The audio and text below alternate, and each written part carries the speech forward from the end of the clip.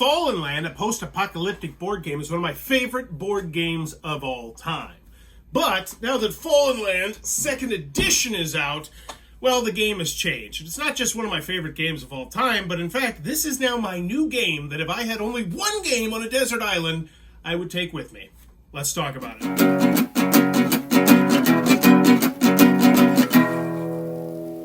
What does that even mean, Bowers? Ahoy there, YouTube! I'm back again today for something a little bit different. Today we're going to be talking about Fallen Land, a post-apocalyptic board game, 2nd edition from Fallen Dominion Studios. This is for 1 to 6 players with an asterisk. There's actually variants that make it go up to higher player counts. 1 hour per player, ages 14 plus. Now, a little bit of a backstory. I originally reviewed the Fallen Land 1st edition about 6 or 7 years ago. I shot a 30-plus minute review talking about exactly why I love the game and slapping a Bowers Best seal on it. Something that I've only done to about 63 games out of the thousands and thousands of games I've played. To put it quite simply, if you don't want to go back and watch the 30-plus minute review, which is somewhere up there, it is Fallout in a box. Every single time you open this box, you are going to go on a new, different experience. You're going to have a different journey out in the wasteland. But Fallen Land 2nd edition has completely raised the stakes, and it's just honestly a must-own game for anyone who likes the idea of playing a Fallout-esque style board game. So, I'm not going to do another review of the game, because at its core, the gameplay hasn't changed that much. Instead, I'm going to focus on exactly why this has usurped Mage Knight, which is also one of my favorite board games of all time, as the game I would take on a desert island if I were stranded by myself. So I've really pinpointed a couple of the main reasons why I love this game. So the first thing that I absolutely adore about Fallen Land, and 2nd edition obviously, is the beginning of the game. Because at the beginning of the game, it's immediately going to be different every single time you start. So these are the character cards right here. There are a lot of character cards right here, as you can see. Now, in most games, you'll get 1 character card. However, in this game, you're actually going to start with, I believe, 6 character cards. You're going to have 5 equipped, and then 1 of them that'll eventually come into play later. And each of these character cards is different, with their own artwork, their own special attribute. Some of them will have, like, links where if you can find certain weapons or certain things, they'll get more powerful. And they can die, and you'll get attached to them, and it kind of sucks when they die, but it's going to happen. But that's just the beginning of it, because you're going to start with your own unique character card, and that's all well and good. But also, when you start the game, you're going to get this huge stack of cards right here. You're going to shuffle them up, because these are called spoils cards. These are the cards that are going to be things that you're going to equip to your character card. So once again, every single time you play, you're going to have different and unique characters with different and unique weapons and items and vehicles and this and the who's-its and the whatnots. Also, when you start the game, you're going to get, I believe it is 3 action cards, which are these cards right here. Ooh, careful. And these do a wide variety of things. They're leaking with thematic flavor and thematic text, and that's one thing you're going to notice as we go through this video, is that if you love thematic flavor, this is undoubtedly the game for you. So at the beginning of the game, you're going to get all these cards. You're going to get a little city, which we'll talk a little bit about later. And then you're going to go exploring the wildlands. You might go through the plains. And yes, this is one of this huge stack of plains cards right here. Just filled to the brim with text about the adventure that you're going to potentially be going on this turn. Or you might even brave the mountains, which once again, another very thick stack of cards with tons and tons and tons of text as you're going on your post-apocalyptic wasteland adventure. Or you might even go into the so dangerous cities, or the radiated areas, which are like super extreme. You don't want to do those until you're ready, until you are super ready for it. And then also, of course, you can just go on, your standard, once again, missions, which, once again, tons and tons and tons of text. So, as you can see, variability is one of the things I love in board games, and this game has it to the brim. So, that's one of the things that makes me love this game first and foremost. But let's pinpoint specifically why I love the 2nd edition, because the 1st edition was already overflowing to the gills with variability and unique combinations of characters and weapons and all this sorts of stuff. But they've stepped it up with the new Descendants expansion.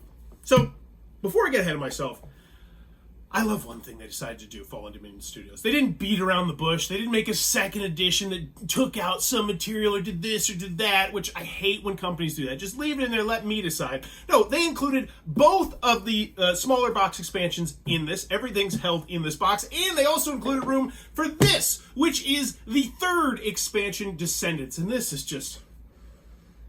it's a game changer. If you are a fan of Fallen Land, you are going to want this expansion. Now you're probably going to want this whole box. But why I love this, first and foremost, I mentioned how you're going to have your own different characters and your own different spoils cards, but you're also going to have your own different unique city. And I believe there's like 23 of these cities. Every single one of these cities, they'll have like a different starting location. They'll have different asymmetrical special abilities. And on the back, yeah, look at all this text. Just text and text and text for days and days and days about your backstory of your specific faction as you are going to go into the wasteland and have a whole bunch of different styles of fun. And those, you get those in the base game, but now with the new Descendants expansion, once again included in the second edition, you're going to have, I believe it's 11 more of those. It's just so much variability.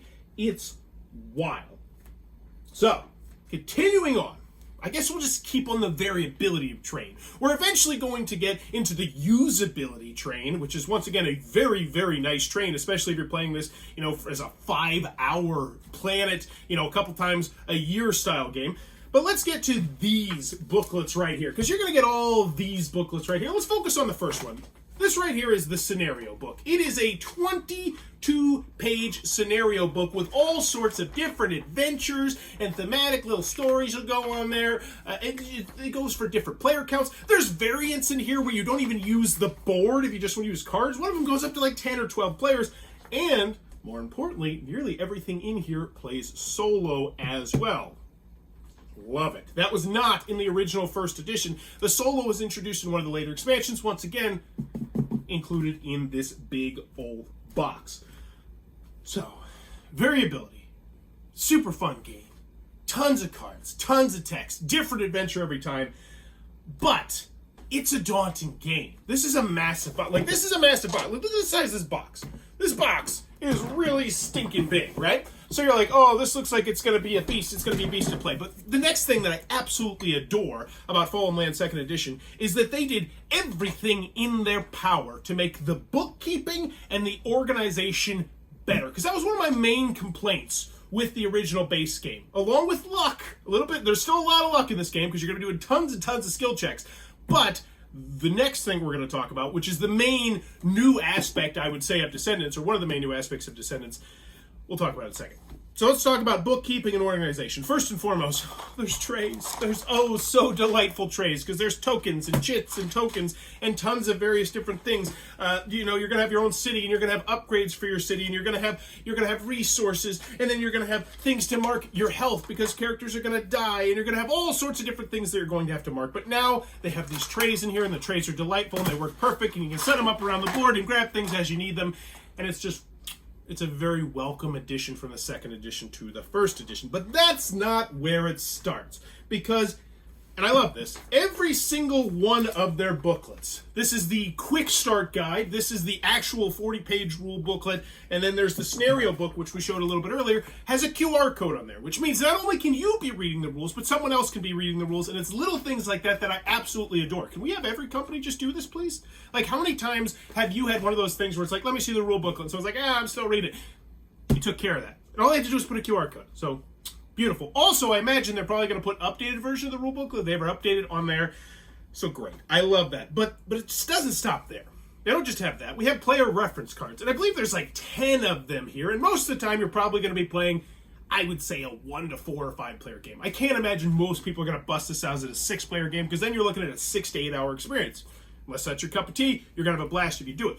But they've included so many of these that most of the time you're going to be able to have 2 of them, 1 on each side. And let's be quite frank, when you're playing a 1 or 2 player game of something that goes up to 4 or 5, don't you do that already? Well, I just love it. It's just the little things. I know I shouldn't focus on it too much, but I do absolutely love that. And then, of course, you have your giant first player sheet. This was also a part of the first edition, but I just love this. It's like a giant player reference that you pass from person to person to person, in addition to the smaller player reference, in addition to the fact that you can scan the QR code to look at the rule booklet whenever you want if someone else is in the rule booklet, in addition to the fact there's now an app that you can use as well, which will help you with the bookkeeping. It's not the most amazing app, but it does help with the bookkeeping. I've used it twice now, and I would recommend it if you like Fallen Lands.